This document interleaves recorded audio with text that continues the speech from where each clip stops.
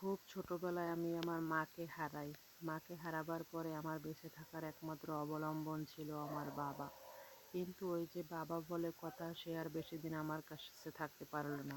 আমাকে আমার ফুপুর কাছে রেখে সে তার রিজিকের সন্ধানে দূর এক জায়গায় চলে গেল। বাবা সেখানে গিয়ে ইনকাম করতে শুরু করলো এবং সবসময় আমার খোঁজ খবর নিত। মাঝে মাঝে বাবা বাড়িতে আসতো, আমার জন্য সব ধরনের সব কিছু নিয়ে আসতো। মাশাআল্লাহ, আমি খুব খুশি ছিলাম। ধীরে ধীরে পড়াশোনা শুরু করলাম। আমি আমার ফুফাতো ভাই বোনদেরকে নিয়ে ভালোই ছিলাম। আমার ২টা ফুফাতো ভাই বোন ছিল। তো মাঝে মাঝে তাদের সাথে অ্যাডজাস্ট হইতে পারতাম, মাঝে মাঝে অ্যাডজাস্ট হইতে পারতাম না। ওরা ২জন আমার ছোট ছিল। একটা পর্যায়ে এসে বাবা যোগাযোগ ধীরে ধীরে কমিয়ে দেয়। একটা ফোন কিনে পাঠিয়ে দেয় আমার জন্য, সেটা দিয়ে মাঝে মাঝে যোগাযোগ করতাম। তো আগের মতন যোগাযোগটা আর হতো না। একসময় শুনতে পেলাম বাবা সেদিকে নতুন সংসার সাজিয়ে নিয়েছে। মাশাআল্লাহ, সেখানে একটা পুত্র সন্তানও হয়েছে তার। তো সেটা শুনে আমি খুব খুশি হয়েছি। আমার একটা ভাই, আল্লাহ তাআলা আমার কাছে আমার একটা ভাই পাঠিয়েছে। একসময় বাবা দেশে আসবে অথবা বাবার কাছে আমাকে নিয়ে যাবে। ভাইকে নিয়ে খুব সুখে আনন্দ ফুর্তিতেই থাকবো। কিন্তু সেটা আমার হয়ে উঠল না। বাবা ধীরে ধীরে এক পর্যায়ে অসুস্থ হয়ে যেতে শুরু করলো। তার আর বাড়িতে ফিরে আসার কোনো মন মানসিকতা হলো না। অসুস্থতার কারণে সে আর আগের মতন আয় বাণিজ্যও করতে পারে না। আমার সাথে যোগাযোগ ধীরে ধীরে বন্ধ করে দেয়। এদিকে আমি মোটামুটি পড়াশোনা কমপ্লিট করে ফেলেছি। ফুফাতো ভাই বোন দুইটাও মোটামুটি বড় হয়ে গেছে। আমার কাছে যে মোবাইলটা ছিল সেইটা দিয়ে আমি বাহিরে লোকের সাথে কথা বলতে শুরু করলাম।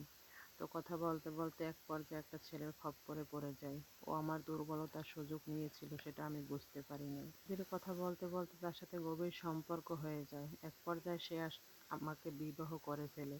কিন্তু কখনোই সে তার বাড়িতে আমাকে নিয়ে যেতে রাজি ছিল না। কিন্তু আমার বাড়ির পাশে এক নিকটস্থ জায়গায় আমাকে একটা বাসা ভাড়া করে রেখে সেখানে আমার ভরণ পোষণ সব কিছুই আমাকে দিত। তো মাশাআল্লাহ, সেটা নিয়ে আমি খুব খুশি ছিলাম।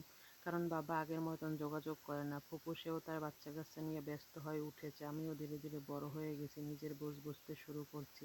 হঠাৎ করে একদিন আমার হাজবেন্ডে আমাকে রেখে সে তার বাড়িতে চলে যায়। বাড়িতে যাওয়ার পরে আমি একদিন ফোন দিই। ফোন দেওয়ার পরে শুনতে পারি তার বিবাহ শাদী আছে এবং সে সংসারে তার একটা বাচ্চাও রয়েছে। একথা শোনার পরে হঠাৎ করে আমার আকাশ ভেঙে আমার মাথার উপরে পড়ে। তারপরে আমি আমার বাবার শরণাপন্ন হই। বাবার সাথে যোগাযোগ করি। বাবা, আমি এইভাবে একটা ভুল কাজ করে ফেলেছি। সেখানে তার নাকি একটা সংসারও আছে, বাচ্চাও আছে।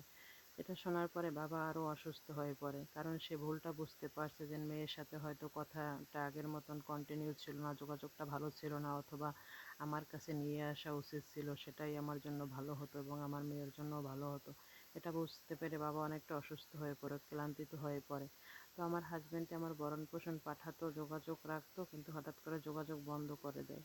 একটা সময় এসে তার আগের ওয়াইফও জানতে পারলো যে সে দ্বিতীয়বার আবার বিবাহ শাদী করেছে।